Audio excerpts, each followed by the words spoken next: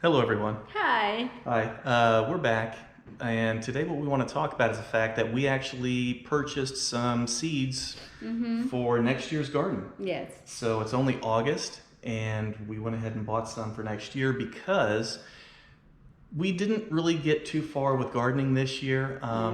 We don't have our fence up yet. We have a lot of work we still have to do out here before we can get a garden squared away. So we wanted to have one this year. We still have some plants in pots, but we didn't really get a lot done. Next year, we should have everything ready to have a nice big garden. Yeah. And we were online just kind of checking things out. And we noticed that a lot of the seeds that were out of stock earlier this year, they seem to be more in stock right now. And so we went to Baker Creek, as you can see right here. And we were online just looking, we noticed that some were there, so we thought, you know what, let's just go ahead and let's just buy everything for next year. And it's only August. I know we won't be planting most of this until we'll probably be starting in February and March of next year to put outdoors, even though we're going to raise some plants in the garage again this winter. Yes, that is fun. But one thing that I really want to show is that on a lot of these seeds that we bought, if you notice, it's packaged for next year. Yes. A lot of these seeds are good already End until of next 2022. Yeah, so they're good until the end of next year. So why don't you go ahead and dump these out and let's see what all we got. Oh my god, that's so fun. And different kinds of beans here, and this one, look at this snake beans. Yeah, we thought we'd try that. That one's just a little on the weird side. Chinese spice. Yeah. These dragon tongue seeds, I hear those really taste good, so I want to try those. And I haven't had this too. I don't think you've had most of what's in here. Oh yeah. It's not all Filipino vegetables. And we have this purple TP called? Beans. Yeah, we like beans. Jade. So. Oh, the jade is the regular one, right? We call this Baguio beans in the Philippines. Okay. And okay, those are beans. Put them together. And this is the turnips. Yep, it's turnips. Turnips, huh? Have you had those before? Yeah. Yeah, I'm thinking maybe not. I like those though, especially fresh, just pulled right out of the garden. They've got a little bit of a sweet taste to them. Yeah, I think they're like a sweet radish, but they're a little bit larger. I think I had only the purple one. Okay. Oh yeah, the one with the purple top. Yeah. Yeah. The peas. Yeah. And we get the cilantro. We get the green. How did you pronounce it? I have no idea. I just want to try that one and see if it tastes good. I know that you like a lot of the greens, so. Oh yeah, I love green vegetables. So we got the cucumber, big alpha, mustard, Japanese giant red. What? Yep. I haven't. See, you're gonna try some new stuff. There's a melon. Sakata sweet. And the reviews on that were good on Baker Creek. Oh, so look at this different kind of cucumber. The muncher, the China jade. Yeah, Asian cucumbers are definitely a little bit different. Oh, there's another more. The alpha, the baked alpha.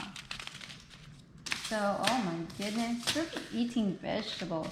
Oh, I haven't had black carrots. I don't know if we're gonna like the taste of those or not, but we'll give it a try. Well, everything like darker tastes good. Now, this one had good reviews on there, so I want to try it. I'm hoping it tastes good.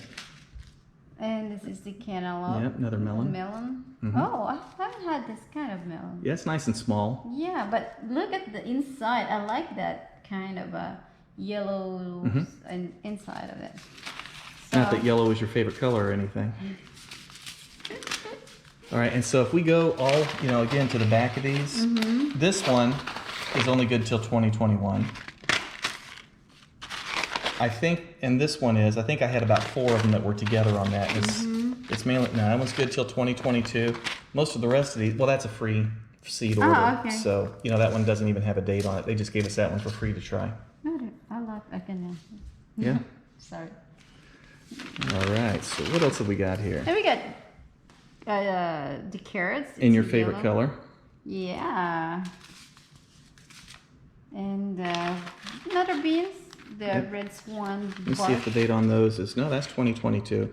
So again, most of these, I think there's only about 4 of them that are packaged for 2021.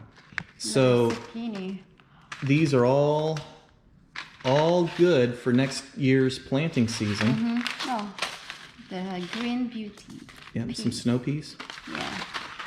Oh, And again, until two packs of 2022. this bag. Those are free. Are free? Yep, those they gave to us for free okay. to try. So as you can see, we have several packs of heirloom seeds here, and they were available, which a lot of these have not been available for months now, and they're good till next year, most of them, and even the ones that state that they're only good until the end of this year, they'll still be good to plant next year. But I was actually shocked at the number of them that were for next year's planting season. So it seems to me like they're gathering seeds right now for next year and packaging them up and getting ready to sell those, especially for the ones that they were out of already. I mean, you know, they're getting next year's ready. So I highly recommend stocking up now. Yesterday, what did we do? We went to Athens. We went to the Limestone County Co-op. Co-op, yeah. We needed to get some feed for our quail. Yes. And what happened is, when I went in there, I asked him, I said, okay, I need some feed for the quail, but it has to have a slightly higher protein content. I need something that's got at least 18% protein for the quail. And what he told me was, he said, well, we have a all flock starter that is 26% protein, which I thought, wow, that's pretty high. And I asked him, I said, is it medicated? And he said, yes. And I said, well, I can't have medicated because you can't feed medicated feed to quail because it'll make them sick. So then what he said was, well, you need crumbles, right? And I said, yeah, you know, they're quail, they're small. And he went ahead and said, okay, well, we got some chick starter, but it's only 16% protein. And I said, well, I really need 18. And so he said, well, we have layer pellets that are, you know, 19% protein. And then he showed me the size. It's just, it's too big for the quail. We could chop it down, I guess, but it's going to be a lot of work to do that. And normally we buy at Tractor Supply, they have an all flock feed there that we get. So I was kind of shocked that that was all he had. So basically they just had a chick starter, a layer, and then an all flock starter. Yes. And that was it. There weren't any other varieties that he had. And I didn't think much about it at the time other than just like, you know, okay, that's all you got. And so I said, well, do you have any Milo? Or yeah, I said Milo or millet. And they said, yeah, we have Milo. And she goes, do you just want one bag? And I said, yeah. She goes, well, that's good because that's all we got. And so then she told the coworker, she said, hey, you know, we're out of Milo. And I was like, wow, I got the last bag. And she goes, yeah. She goes, well, it's a good thing you didn't want to order wheat because we're completely out. And so that kind of got me a little thinking, you know, we talk about all the issues with the droughts and the crops having issues or, you know, problems. Well, the co-op here is completely out of wheat. And now they're completely out of Milo because I bought the last bag. The thing about the Milo, I can use that for grain spawn if I want to for the mushrooms, and it's also small enough if I have to, I can feed it to the quail. So I went ahead and bought that last bag that they had, but it kind of bothered me that they seemed like they were just low or out of everything there already. Yeah. So I went to Tractor Supply in Athens, and when I went to the back where they keep the chicken feed, I walked back there and I saw a significant amount of bare shelving. And the all flock feed that we get there, they only had 2 bags. Now, one bag lasts me a very long time and I'm not a complete hoarder. So I bought 1 bag and I left the other one. But I was just shocked at the lack of selection that they had there also. And I'm starting to get a little bit concerned that what's going on with the droughts and wildfires and the crop failures and all this, that we might have real problems coming up next year just trying to find quail feed. Yeah. I hope we will not go through that point. Me too. And it seemed like, you know, when the pandemic hit in 2020, I know there was a problem getting seeds because a lot of first-time gardeners started out there. Yeah. And then this year, it seems like when you went to the hardware store, there was plenty of seeds. Although the heirloom seeds still seem to be a little bit in short supply. And I'm concerned the way things are right now that next year you're going to see a significant amount of people who are trying to buy seeds to raise their own crops. Yeah. and they're going to find out that there's not enough available for everybody. That's why I strongly suggest you get your seeds right now, especially if you want to buy heirloom seeds from someplace like Baker Creek, because it looks like they're already harvesting seeds right now for next year and getting them packaged. So, so that's what we've done. We're going to go ahead and, believe it or not, we're going to vacuum seal these and put them in the freezer. And we're just going to store them until we need them next spring. Yes. So that's what we're going to do. So if you don't do that, the bugs are going to get in there. Well, they might. Hopefully we don't have a problem with bugs, but you know, you never know what's going to happen. Definitely with the Milo and stuff, if we were going to store that for long term, we would need to do that. So I think in a few weeks we need to go back and see if they have a new shipment or not. Yes. So, okay. And what else are we going to do today? So we have you made this mushroom liquid culture solution. Yeah. All right. So what I did was I made 3 new jars of liquid culture solution, and we're going to take a syringe out of our golden, our elm, and our pink oyster mushroom liquid culture, and we're going to go ahead and put it over here to multiply it, because we have really decided that we enjoy both raising and eating mushrooms. We're doing it a lot. We're eating it a lot.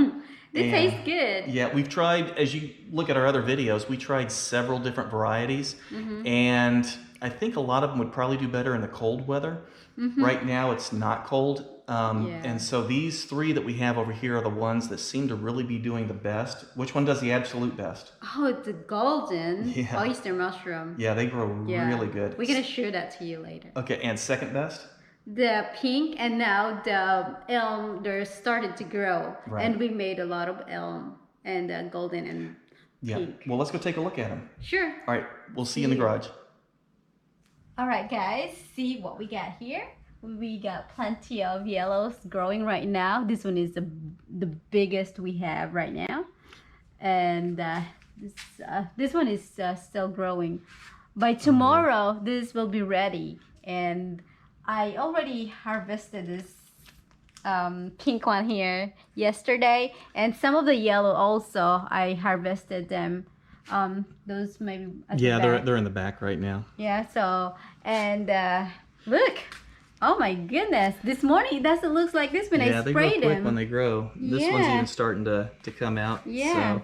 And this one I took out some. Oh, you already harvested on some of this. Yes, and, look at it and also here a little bit the other day. Yeah. So, oh my God. Yeah. This is beautiful, but it's kind of chewy, but you have to cook a little bit longer compared to this. So if you want to combine them together, cook the pink first and then put the yellow one, because the yellow one it's more easier. Good advice. Yes. And one thing I'd like to also state is the fact that I feel like I've gotten a better mixture now with our sawdust. What I did was at the Limestone County Co-op that we were at yesterday that I was telling you about. Gosh, probably 3 weeks ago I went in there and I asked them if they had soybean holes, because, you know, if you read anything or watch any YouTube videos about raising oyster mushrooms, soybean holes seem to work really well. He said no. He said, but he had soybean meal. So I went ahead and bought a bag of that, and when I mixed up my sawdust, I went ahead and threw in, I want to say probably about 2% by weight of soybean meal. And it seems like it's really made a difference in the mushroom's growth rate, because, you know, especially up here on this one, I mean, we really have them just busting out at this point in time. And look at this. This is the elm. Yeah, the elm are always slower to go, but look at this. There's starting. A bunch in there. Yeah. And this one still not yet. Because you can see the spike. Looks like coronavirus. Looks looking. like yeah. right there. Kind of looks like the picture of the molecule. So yeah, we have more on the bottom that, you know, haven't really taken off yet. King, not really. Oh yeah, it's doing now. Look, there's a little piece here. Yeah. That one. And sometimes it's hard to tell if the garage door are closed. It's hard to tell if they are really growing. But this one, not yet, because we just transferred this one here out in the garage. And let's be honest, the golden oyster mushrooms grow the fastest. Yes. The pink oyster mushrooms grow second fastest. Yes. And then elm just drags. It eventually makes mushrooms, but it's just slower to make them. Yeah. So, Oh, this one I already harvested. yeah, This one. isn't that because crazy? Yeah, it's on we the put side. tape over the hole. Yeah. So this And is there's, actually I the think, second more. flush, and Yeah. boy, it's coming out really good. Yeah, I think there's more back there. Yeah, it's just Yeah, not this one. yeah. So within a couple of days here, you're gonna have a lot of mushrooms. Oh my God! All right. Tomorrow my friends will be here. Well, why don't we go back inside and let's finish making that mushroom liquid culture? Okay. All right. That's it. All right, guys. So what we've done so far is we have gotten a syringe full of each of the liquid culture mycelium right here from each of the original jars. Roceyl was very good at wiping off the tops of these with an alcohol wipe, so we're ready to go. And which one are we starting with? This is the pink oyster mushroom. Okay. So let's Inoculate this liquid culture jar. inject this one. Alrighty. There you go. All right, so pink is done. You better go ahead and label that before we forget. Yeah.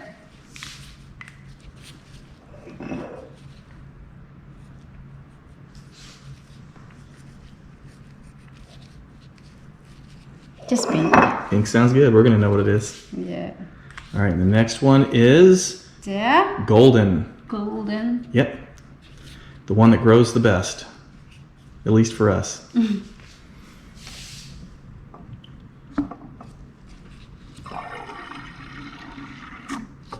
All right. And the last one is the And finally, the other one we like, which is elm. elm.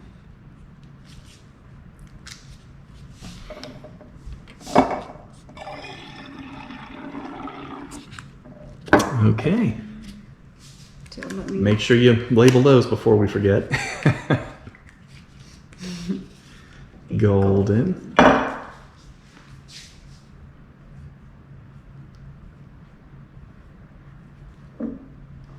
this is the Elm.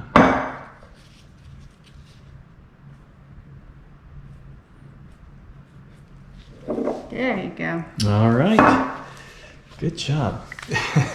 All right, guys, so we're going to go ahead and place those on the magnetic stir just to mix them up good, and we'll just keep them rolling, so that way we'll use the old ones first, and we'll have these to work with as we go forward, because, like I said, we're actually growing quite a bit of them these days. Yeah, and we love mushrooms. Not only us, but we've got friends who want to come over and get some too, so Yes. it's all good.